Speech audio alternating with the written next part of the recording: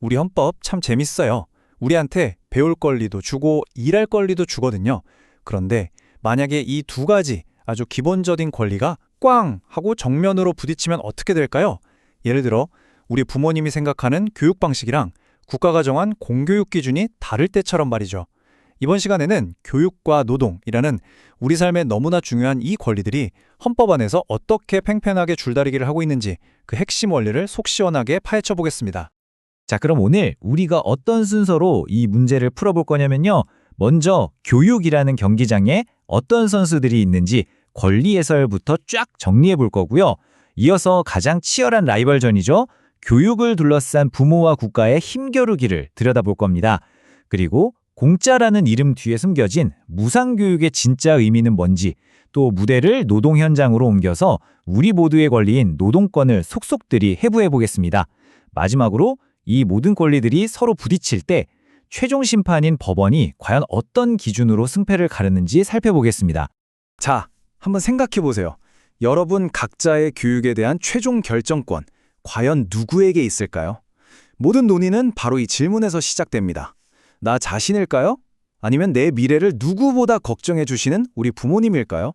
그것도 아니면 우리 모두를 위한 공교육의 틀을 만드는 국가일까요? 자, 그럼 이 복잡해 보이는 관계, 한번 교통정리를 싹 해볼까요? 놀랍게도 말이죠. 이 교육 현장에도 딱 정해진 서열, 위계 질서가 있습니다. 과연 누가 가장 높은 자리에 있을까요?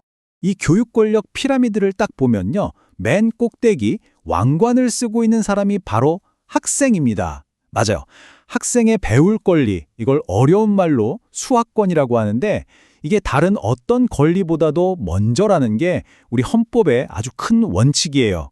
그 아래에서 부모님의 교육권과 국가의 교육 권한이 서로 균형을 잡고 있고 교사의 수업권은 이들의 신뢰를 바탕으로 이루어지는 그런 구조인 거죠. 근데 여기서 재밌는 함정이 하나 있어요. 학생이 왕이라고 해서 나 저기 A 학교에 무조건 보내줘! 라거나 교육비 보완 리필! 이렇게 요구할 수는 없다는 거죠. 왜냐하면 이 관리는 국가의 간섭을 받지 않을 자유의 측면도 있고 또 국가의 지원을 요구할 수 있는 복지의 측면도 있거든요. 그래서 그 사이의 균형이 아주 중요합니다. 자, 이제 학생이 주인공이라는 건 알았으니까 그 아래 단계로 한번 내려가 보죠. 바로 자녀 교육을 둘러싼 부모와 국가의 관계.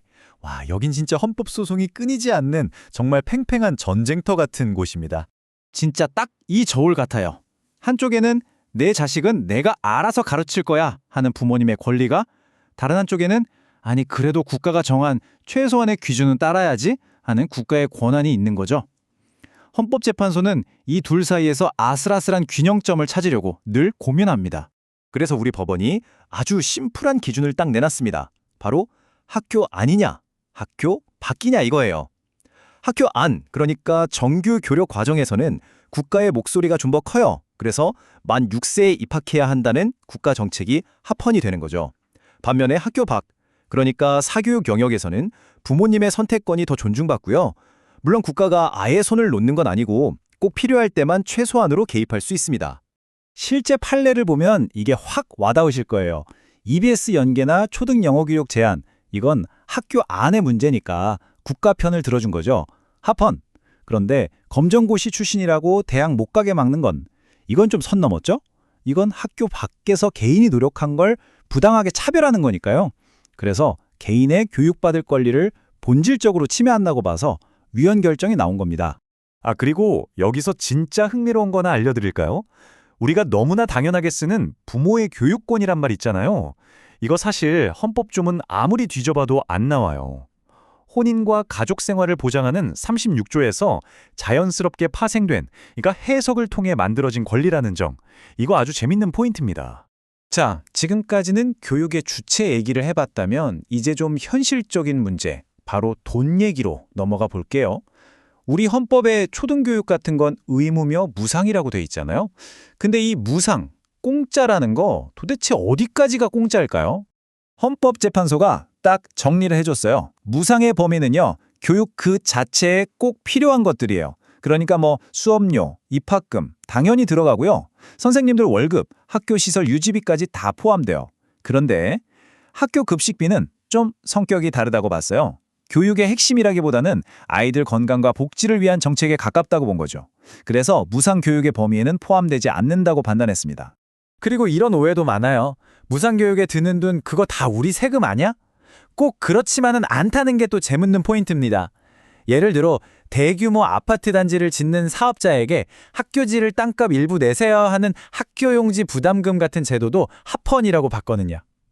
교육으로 혜택을 보는 사람이 비용을 일부 부담하는 건 합리적이라는 거죠.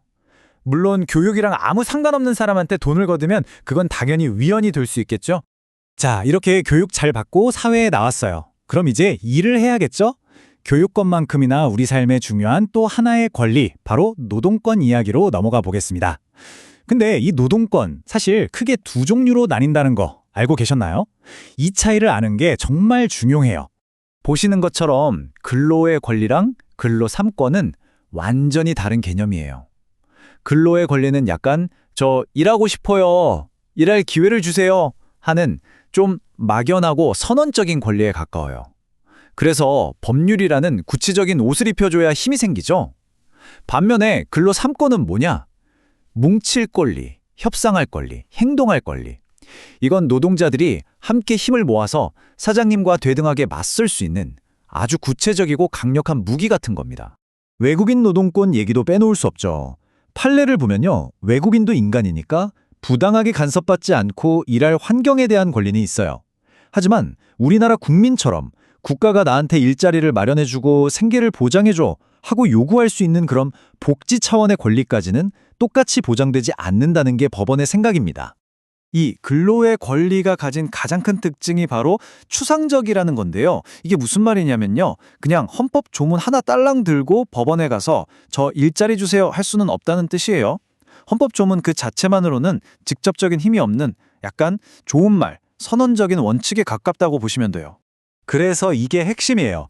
헌법에 근로의 권리가 있다고 해서 그것만 가지고 최저임금 내놔! 퇴직금 줘!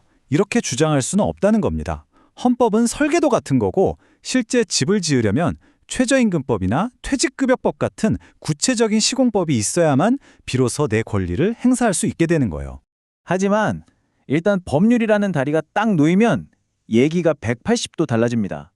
근로기준법에 유급휴가나 주휴수당, 해고 예고수당 같은 게 딱 정해져 있잖아요. 이런 것들은 이제 더 이상 추상적인 게 아니에요. 노동자가 사용자에게 이건 법으로 보장된 제 권리입니다 하고 당당하게 요구할 수 있는 진짜 힘이 되는 거죠. 자, 지금까지 교육권, 노동권 이 두 가지 중요한 권리를 따로따로 살펴봤는데요.